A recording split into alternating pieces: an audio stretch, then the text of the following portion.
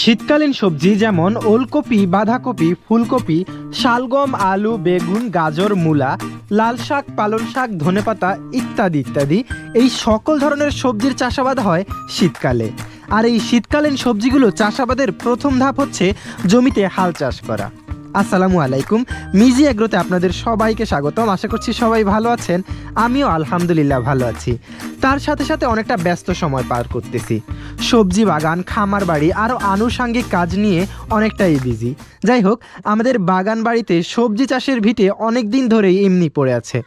তাই হুটহাট সিদ্ধান্ত নিলাম শীতকালীন কিছু সবজি চাষাবাদ করা প্রয়োজন।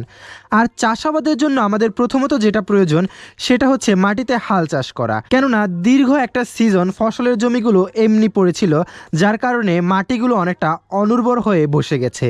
তাই এই মাটিকে চাষের উপযুক্ত করতে হলে প্রথমত আমাদের জমিতে হাল চাষ করতে হবে, তারপর প্রয়োজনীয় ব্যবস্থা নিয়ে মাটিকে উর্বর করতে হবে। তাই তো আর দেরি না করে বাগান বাড়িতে এনে হাজির করলাম ট্র্যাক্টর।